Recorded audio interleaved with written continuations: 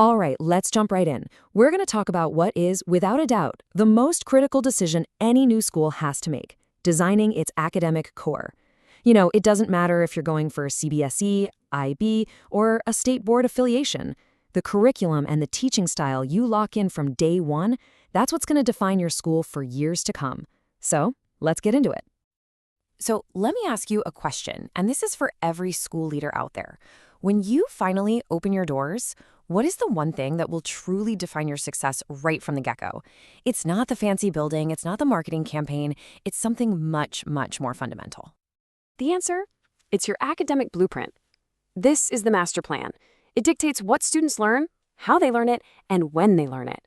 You have a strong blueprint, you're going to have a strong school. It really is that simple. So why do we call this the most important pillar? Well, think about it. Without this blueprint, a new school is basically just flying blind, navigating without a map.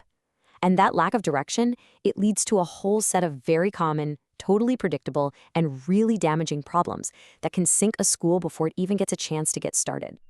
And look at how these problems just cascade into each other. It's like a domino effect, right?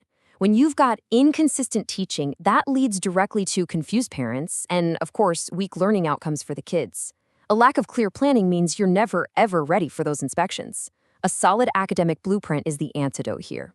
It creates the consistency and the clarity you absolutely need to build trust from day one.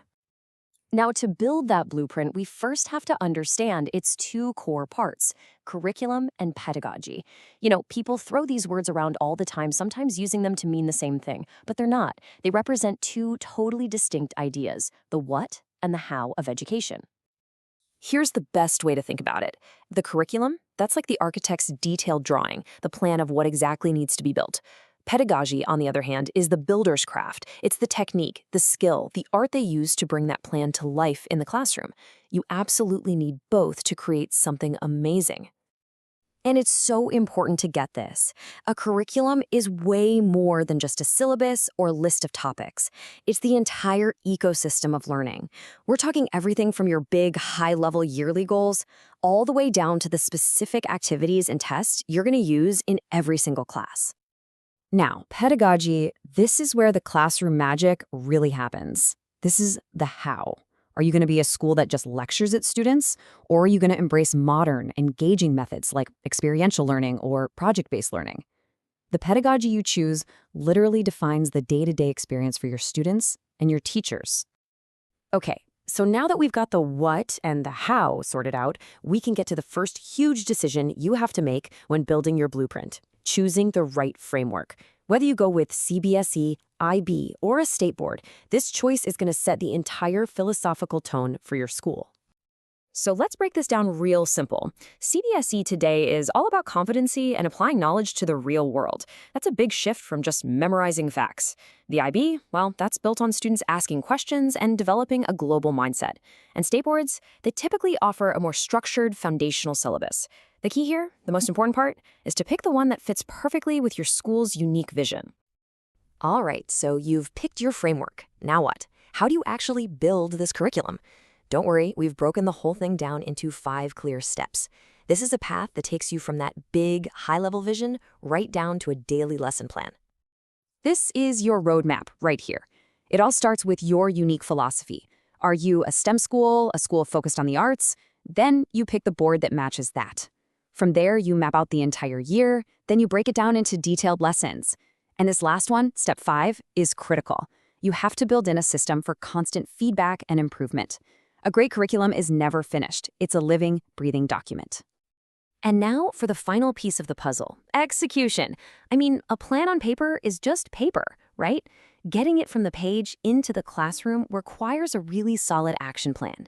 Think of this as your go-live checklist for a launch that's actually successful. Let's be really honest about the most common traps. So many new schools just hand teachers a textbook and say, "Good luck," with no yearly plan. They overload the syllabus with content but forget about skills. They don't build in activity-based learning, and they don't have clear ways to measure success. Seriously, just avoiding these 4 mistakes is half the battle won.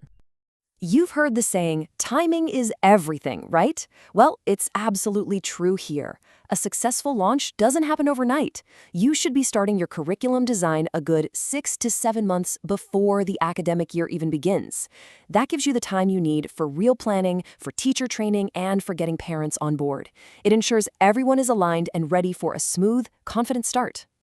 Okay, so to make sure you're always ready for an inspection and can communicate clearly with parents, every single school needs a curriculum master file.